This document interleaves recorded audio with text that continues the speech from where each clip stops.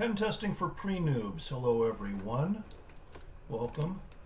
Let's be proud about our pre-noobness, right? If you don't hear our TFM at least twice a day, you're doing it wrong. And don't talk to those people anymore. Okay, let's switch over to the screen. Yay! Alright, we got a little yellow highlighter today. In pen testing, enumeration is important. So enumerate this, enumerate that, document your enumeration. The more you enumerate in the beginning of your pen test, the better off you're going to be. So enumerate the heck out of it. Excuse me, what's enumeration and where do I get a step list? RTFM. There is no M. Nobody's written an M, darn it. Right? I did find a couple cool articles on the net. Anyway, so we're making an M. We're making a manual. So enumeration, that's a process which establishes an active connection to a target host. A host can be a workstation, server, or network appliance. This allows for the discovery of potential attack vectors, paths, or conduits. So we know that mosquitoes might be a path, a conduit, or a vector for certain diseases, right? Let's see here. These vectors are used to further the exploitation, the taking advantage of, the abuse, the ownage, the pwnage of a host or system. Enumeration is used to gather usernames, group names. Let's take a look at something. If you've got a J. Smith, and this J. Smith happens to be a member of the printer admins group, well, you can presume that Mr. Smith has some printer admin permissions, right? And then we go and look at some of the printer services that maybe Mr. Smith has, and we come in under his account. So we're spoofing and we're saying, hey, we're J. Smith, let us in. And then we do some bad things with his account and his services that are under his username. And we found that out by noticing that he's a part of, let's say, the printer admin groups. Host names.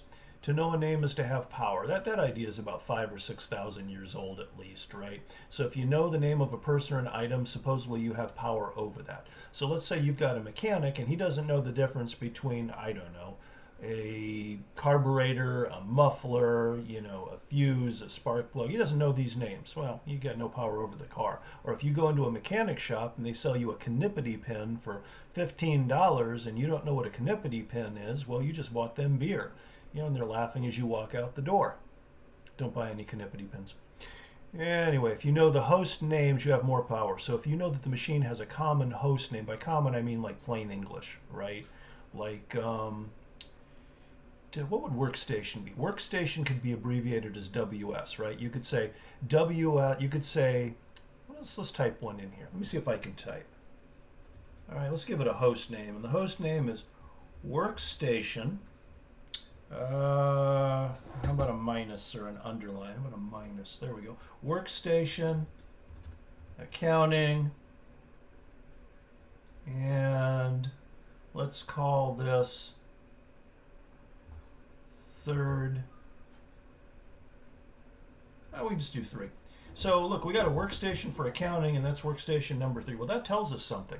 So if we're looking to steal some accounting information, we know, hey, we might want to mess with this. Or if something says SV for accounting, right? So, oh, that might be the accounting server, maybe. So sometimes knowing the name of something tells you if you should go after it, right? And if these things pop up inside of traffic, and you can see them in, say, like Wireshark, to go after it. But anyway, network shares and services. Let's talk about what a share is. What is a share? Let's say you own a condominium. Let's say you own, the rights, or a timeshare. You have a right to be in that, to be in those living quarters. And there's other people that have rights to other, spots in that living quarters. They have other apartments or condos, whatnot. Anyway, if you can spoof and say, hey, I'm Jay Smith, and poor Jay Smith, right? And you can get a fake ID and one of his access cards, right? You can get in using his share, and then you can roam around the building when nobody's there and see if you can break into other stuff. So we're stealing somebody else's rights or shares. They're the right to be there. And services, network shares and services. So when we're enumerating, as part of pen testing, we're trying to dig up, usernames, host names, network shares, and services. We're looking for vulnerability. What if we find a service and it happens to be on a Linux and it's Apache, and I don't know what form Apache is up to now. Let's say it's up into the 3s. Let's say there's Apache version 3.5, and you find out that these people, shame on them, are running 2.1. Current version is 3.5, right? So let's say, Apache version, theirs is, let's say, 2.9, and we know newest is 3.5. And the reason they get newer because they're better, they're faster, and they also have better security. So if you find out that they're running an older service, right, you can go look up some exploits. You might use, let's say, Metasploit, to look it up. Say, hey, I found Apache version 2. By the way, I don't know these numbers. I might not even be anywhere near, right? But anyway, that's how that works. IP tables and routing tables. So an IP table is it's a matched pair.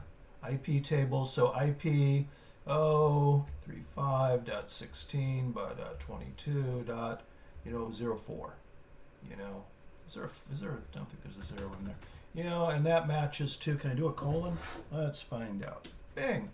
And that matches to, let's do SVACCT. I'm not sure that's exactly how it works, but you get the gist, right? So if you find that you want to break into something with a host name of this, and this is their IP address, then you check with Wireshark, and you sniff the network. Sniff, Wireshark.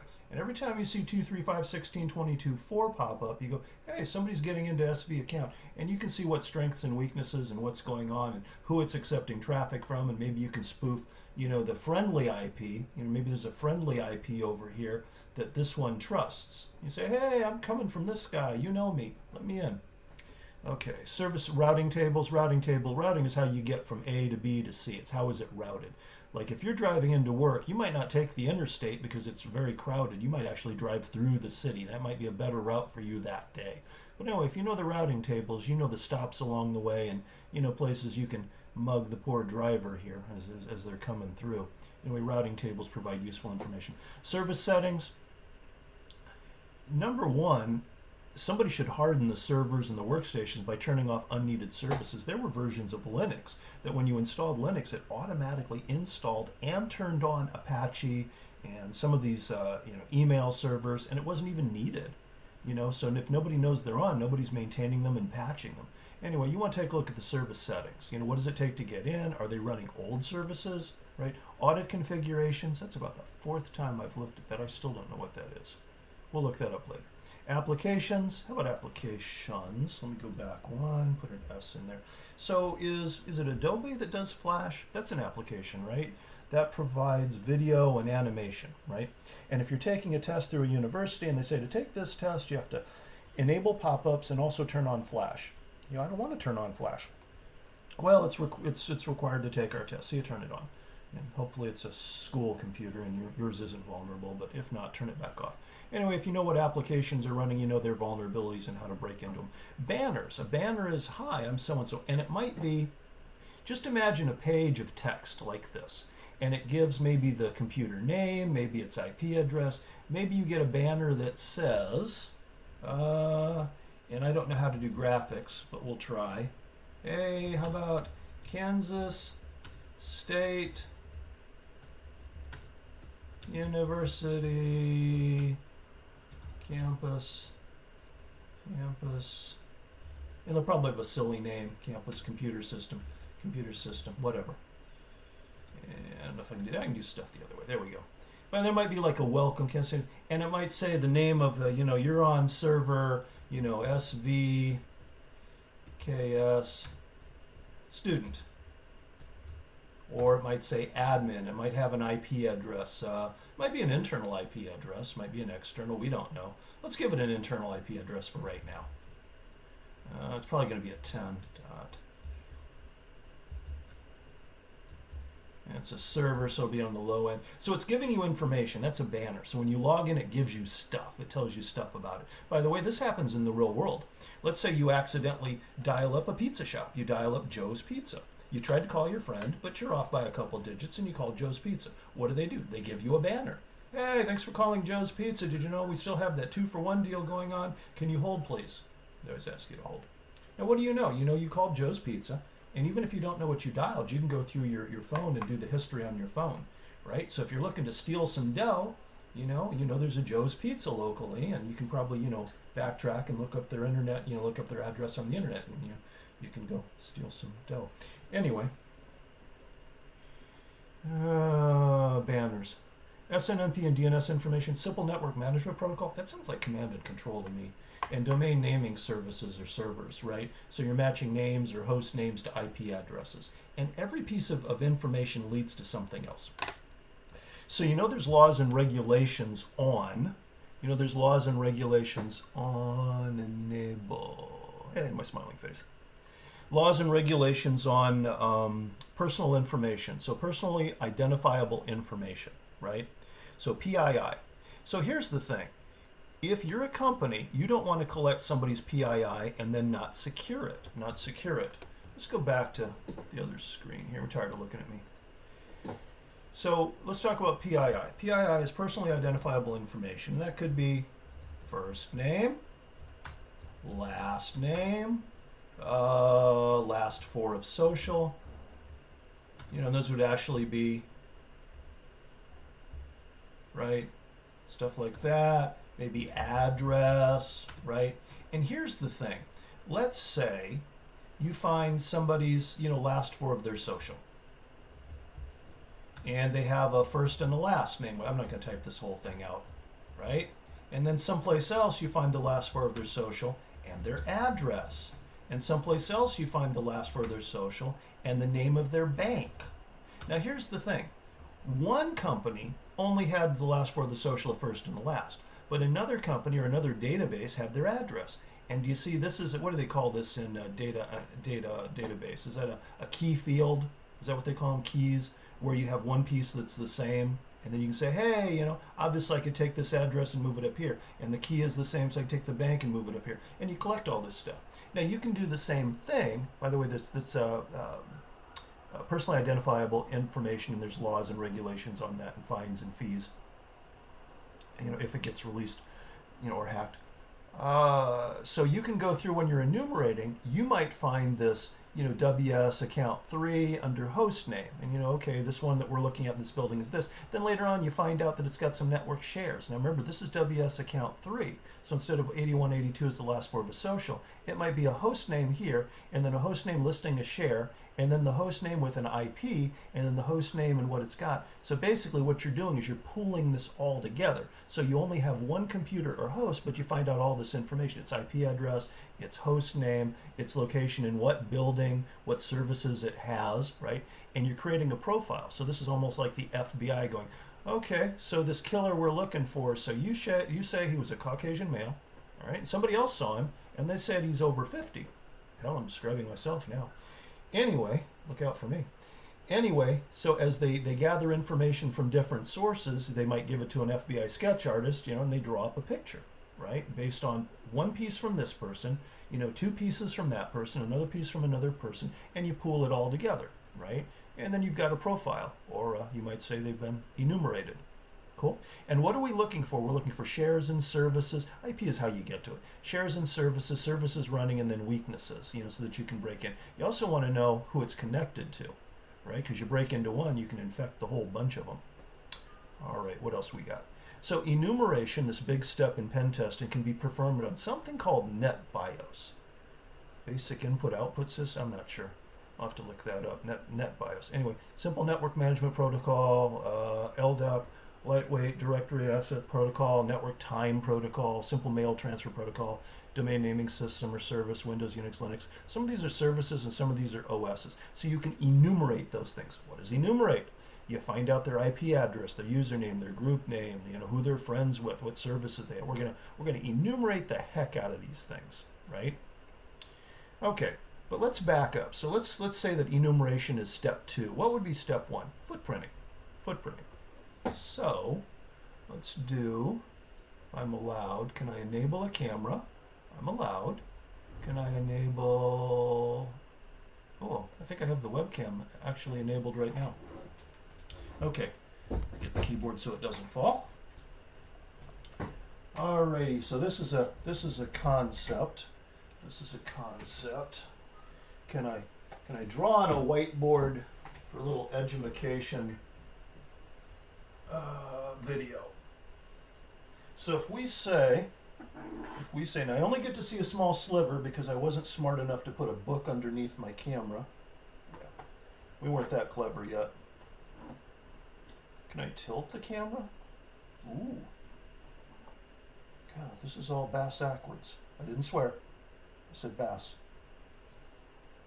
All right, well, we can see some of this. It's a nifty little whiteboard. So let's say enumeration. Oh God, I have to spell right the first time. Enumeration. Why don't we call that step 2? Right? What would come first? Footprinting. So number 1, we need to footprint before we enumerate. So enumerate is looking for details. Alrighty. I watch too much CNN. Is Al-Qaeda still a thing? So let's say you're up at the top of the hill, you got your binoculars, you're looking down, and there's 3 suspicious looking dudes. So this is footprinting. So footprinting is you got three dudes. And they're suspicious. Suspicious. Okay. And let's say they've got AK-47s and RPGs, right? And they're definitely not within the correct uniform, right? Now we're going to enumerate these guys. We're going to capture them. Let's take away their weapons. And we're going to enumerate them or interrogate them. We're going to find out more details. So step 1 is you need to know the stuff is there. Step 2 is you're going to find out some more about it. Okay. Lovely real world example, right? So anyway, footprinting. What can you do to footprint? What can we do to footprint? Well, let's see. We can look at a company's websites, and once we know the company name, let's say we got Acme, right? We're going to footprint Acme, which means we're going to break into their building and we're going to steal all their computers. No, footprinting is silent. Silent. Enumeration can be noisy. Is dumpster diving, would that be kind of more passive? That's kind of risky. But anyway, let's say you got Acme. Let's say you hit their website. That's footprinting. You can find out something about the company. You know, maybe what departments they have, who's their CEO, who's their vice president, whatever. You can find out which one are the whales that you might want to use some sort of a phishing campaign on. What else can we do? Isn't there a way to look up website? Well, you can get their IP address, you know, by doing a reverse lookup. But there's some things on the net. Let's go back here. I'm having fun with all these cameras. Pop. Yes. Ooh, it worked. How about a who is? Who is? So let's say that we're pen testing for Acme or vulnerability assessment. Let's go acme.com. See if that works. Are we spinning? We got a spinning wheel. Fantastic. And we're still spinning. Okay. Do I have to do I'm not a robot? Look at that. It gave us their IP address. These guys are in Berkeley, California. Looks like they're using sonic.net. So Sonic looks to be their, is that their registrar? Website Acme Laboratories, terms, validation. I am not a robot. Sometimes down here, their Whois record. Do I get their Whois record? Maybe I need to pay for this service. Ooh, acme.com is for sale. But like there might be the website administrator might be on here. So it's like K Smith, poor K, or J Smith, poor J Smith.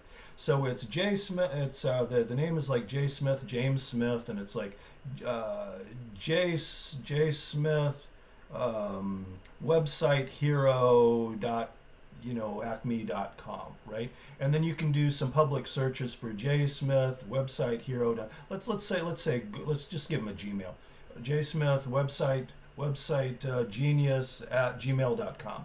So you look across Google, you just type it in Google, and then you might find out where he lives, where he works. You might do his LinkedIn profile. You might find out his dog's first name, his ex-wife's first name. Why would they give that as a password?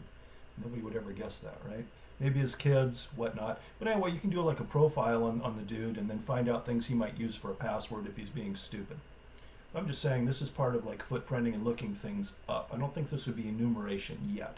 So there's a line that we cross there's a line that we cross, enable, that we're going from footprinting to enumeration. There's a line here. And of course, all pre-noobs know exactly where this line is. And you go, well, are we footprinting or are we enumerating? Well, I would say footprinting is usually kind of quiet. It's stealth mode. People don't really notice. Dumpster diving, would that be footprinting or enumerating? I think it'd still be footprinting, maybe. Anyway, enumerating is, you already know what the boxes are. Maybe you've got some IP addresses to work with, right, and you dig in. All right, so enumeration. Let's flip back. Fun with cameras. All right, so I don't need a camera. And I can do this and this. All right, so footprinting, aka reconnaissance technique used for gathering information about computer systems and the entities they belong to. All right, what else do we have to say about that? I think I might actually have another word pad over here. There it goes. All right, what was I going to say on that? All right, so like I did on the whiteboard, let's drop this down. I would say it'd be 1, footprinting, 2, enum. You know, and if that's a 1, you know, we could say I, right? And there'd be steps to footprinting, like, you know, what would we do first? Maybe check out the web, right? Oh, what would we do second, right? Well, I'd be all over the web looking stuff up. Enumeration, what are we going to do first? Well, didn't we have what we enumerate, net BIOS? You might enumerate net BIOS first, and then enumerate SNMP, then LDAP, etc. And I should do another video on how to enumerate net BIOS, and then maybe even how to crack it or hack into it, right? To use it, SNMP, the same with that. We're looking overall now. So enumeration, what do we do at the end of the day? We write up a report. So lucky number 7. How about a final report, right? So what are we doing here? There's going to be some, we're looking up exploits. Yes. Yeah, we might look up some exploits. Well, once we enumerate, we're looking for vulnerabilities. If there's a vulnerability, there might be an exploit. A vulnerability is a weakness, an exploit is an actual tool to get it. So you might say that, hey, there's a vulnerability. That house doesn't really have anybody living there, and it's got some glass windows. Those are easy to break. But then you might need a tool. You might need a hammer to break through it, right? Don't go breaking into Jay Smith's, house through the window with a hammer. Shame on you. Exploits. You might have some tools like Metasploit, which have payloads, which might escalate privileges or let you get in it. I'm sure there's some other steps. And throughout all of this, for the final report, what do we have in the final report? We probably have a header, a title, which is like, Acme. So let's see. How about Elite Pen Testers Limited? That's us. For Acme Corp. And the date.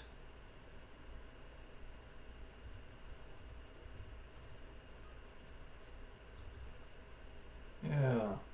Right? And you write, what do you want? An executive summary. Executive summary. Yeah? Something for the C-suite. Quick and easy. Hey man, your hackability rating is like a 6. You're fairly hackable, right? And the amount of money it's going to cost you is this. You talk to executives, you want to talk to them about money.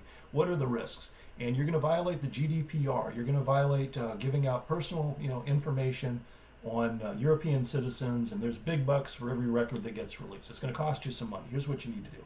And you don't want to just say all the bad things and it's going to cost money, but you say what gets a response. And this takes practice and finesse.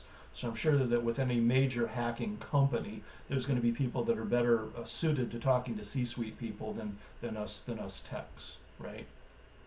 Little skill. Executive summary, then you have details. Lots of details, right? Now to put those details in your final report, you are going to need to document your footprinting. So document, let's just call it D, right? And then you need to take some details down on enumeration. Let's give enumeration the big D too, all right? And one of the things when you're enumerating, and can we say that Wireshark would be for enumerated? Wireshark, you're scanning some network traffic. You can send the Wireshark information to the screen. Yeah, we're humans, we like to look at it, but we can also send it to a file. Yeah. Now, are you going to put the whole Wireshark file inside the report? I don't think so. You might put maybe a summary or part of it, but you keep this. And if an engineer or a technician or one of their security guys say, hey, we need some more information, what all did you dig up from Wireshark that particular day? And then you got the whole file. You can either tell them or send it to them, right? So not too much detail, but some. Vulnerabilities, right? So everything that you find needs to be documented. You're going to tell them what tools and payloads you used. You basically want, as far as I understand, right? Like I've worked in the field. As far as I understand, you want to tell them what tools and payloads and when and where and how so they can recreate it. Because if they can't recreate it, it's like science. It's like, hey, we found unlimited energy using fusion. Well, good. Give us all the details so we can recreate it in a lab and verify that it's true, right? Or we can run a car on nothing but water, which kind of these days they can, but anyway, prove it. So we need some details. And let's just make this, the end result. What recommendations? Hey, we found out that you were running Apache, 2.9. Let's upgrade that bad boy to 3.5. Oh, by the way, here, anything that you changed, any changes, revert all changes. Because if you install tools, you need to remove tools. So put it back in the same state. So if you broke some door frames and cracked some windows open while you were exploring their building, or, their server, right? You need to fix everything. Otherwise, they're going to say, "Hey, we got hacked. It's because you left some vulnerabilities with your pen test." You got to revert all that stuff. That's important. So documentation is important. You need to document all the steps that you took, so that you can roll all that stuff back.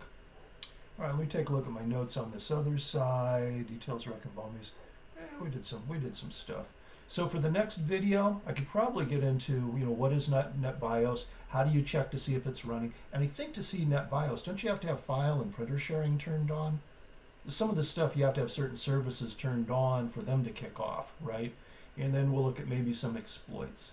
Anyway, I don't know. This is about my 4th or 5th taping. Maybe it's worthwhile to post at this point and then come back and add some more stuff. Anyway, to all my fellow pre-noobs, hopefully this was helpful. If you know how, send me some feedback. All right, kill this video. Peace.